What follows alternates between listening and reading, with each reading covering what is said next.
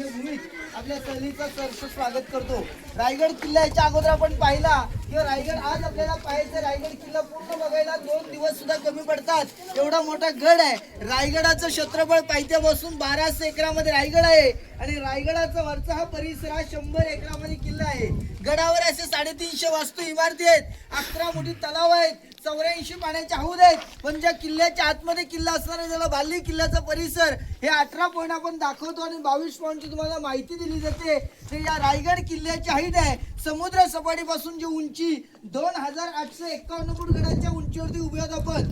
गडाच्या पायथ्याला जिथे गाडी पार्किंग केली तिथून रायगडाच्या हाईट इथपर्यंत 1375 फूट गडाची उंची आहे। या गडाला चारी बाजूला सह्याद्रीच्या पर्वत रांगा अनेक डोंगर किल्ले आहेत, पण या रायगडास कुठेही सह्याद्रीची पर्वतरांग जॉईंट नाही।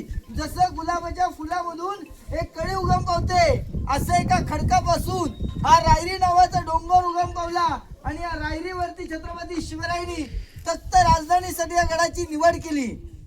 या गडावरून राजांना 8 किल्ले दिसत होते, तोरणा, राजगड, लिंगाणा, प्रतापगड, मकरंदगड, सोनगड, मानगड। प्रतापगड गडाच्या दक्षिणेकडे महाबळेश्वरच्या खाली प्रतापगड, प्रतापगडापासून रायगडाच्या पायथ्यापर्यंत या मधल्या विभागाला जावळी खोरे म्हणायचे। हे जावळी खोरं जावळीच्या चंद्रराव मोरेंच्या ताब्यात जावळीचं खोरं होतं आणि चंद्रराव मोरेंच्या ताब्यामध्ये हा रायरी नावाचा फक्त डोंगर होता।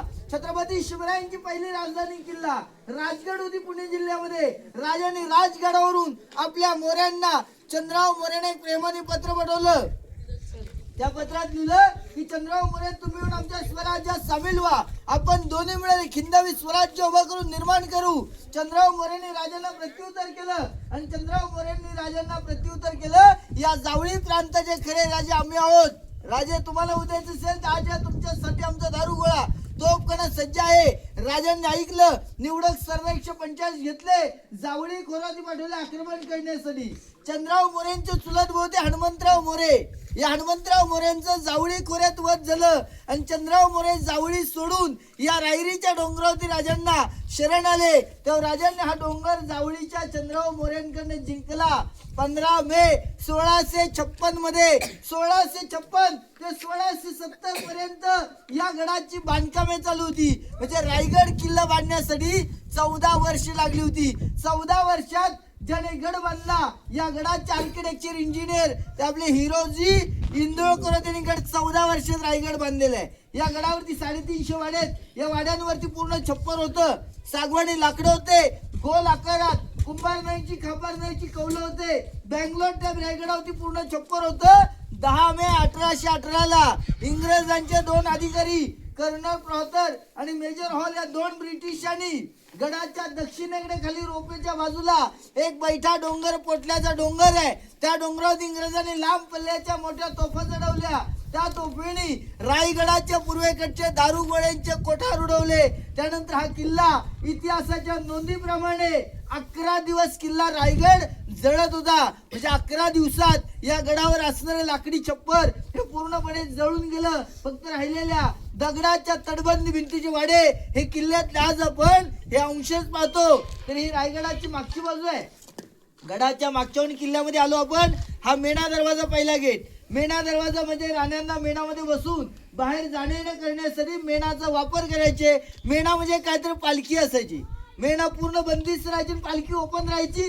पालखी दरवाजा किल्ल्याच्या समोर आणि मेणा दरवाजा गडाच्या मागच्या बाजूला आहे। ज्या मालामध्ये उभे आहोत आपण हा एका राणीचा हा एक राणी माल आहे। असे सरळ राणीमध्ये बांधलेले 6 माल आहेत। छत्रपती शिवरायांना राण्या होत्या 8, या गडावरती 6 राण्या राहत होत्या। सईबाई राजांच्या पटराण्या होत्या। सईबाईंचं निधन पहिल्या राजधानी किल्ल्यावर राजगडावरती झालं। तर छत्रपती संभाजी महाराज 2 वर्षाचे लहान असताना सईबाईंचं निधन झालं आणि गडाच्या पायथ्याला खाली पाचाडगावी आपल्या आऊसाहेब राहत होत्या।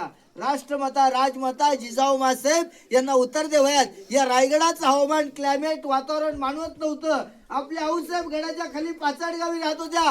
9 एकरात मोठा राजवाडा बांधला आणि आऊसाहेबांची सेवा करण्यासाठी एक राणी खाली राहत होती, पुतळा राणी, तर गडावर राहिलेल्या 6 राण्यांचे ते 6 महल बनलेत. एक राणीमाल कुठलाही पाहिला तुम्ही, 6 राणीमालाची रचना ही सगळी सेम बांधण्यात आलेली आहे. आपण ज्या चौतरावरती बसलोय हा त्यांचा हॉल, आता घरामध्ये बैठक रूम, असाच चौतरा मागे बेडरूम आहे. उजव्या साईडला हवा येण्यासाठी खिडकी आहे आणि समोर दरवाजा, डाव्या साईडला दरवाजाच्या बाहेर 400 वर्षापूर्वीची दगडातली इंडियन टॉयलेट बाथरूमची म्हणजे त्यावेळेची व्यवस्था बघायला मिळते. म्हणजे त्यावेळेचं 400 वर्षापूर्वीची प्रत्येक महालातून अटॅच टॉयलेट बाथरूमची व्यवस्था आज आपल्याला रायगडावरती आल्यानंतर ते पाहायला मिळतात. 400 वर्षापूर्वीची सगळी कल्पना आहे. दगडाचं बांधकाम हे शिवकालीन हिरोजी इंदुरकरांनी बांधलेला किल्ला, मध्ये काही ठिकाणी विटाचं बांधकाम पाहतो. महाराजांच्या नंतर रायगडावर जेव्हा पेशवे आले त्या पेशव्यांनी मध्ये गडावरती हे विटाचं बांधकाम नंतर केले. दगडी बांधकाम हे पूर्वीचं राजांच्या काळातलं आहे.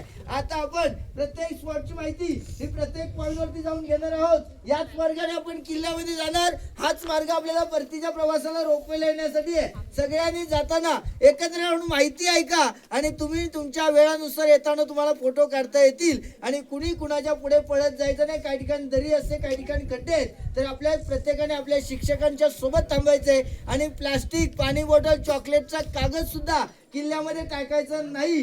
गड आपण किल्ला स्वच्छ ठेवला पाहिजे. काही ठिकाणी डस्टबिन आहेत, त्या डस्टबिन मध्ये आपला प्लास्टिकचा कचरा त्या ठिकाणी टाकायचा आहे. तर एक राणीमाल तुम्ही हा बघा मुलींनी आणि मुलांना दुसरा दाखवा पुढचा, सगळे सेम आहेत. एक बघा, जाऊ बघूया. चला पुढचा.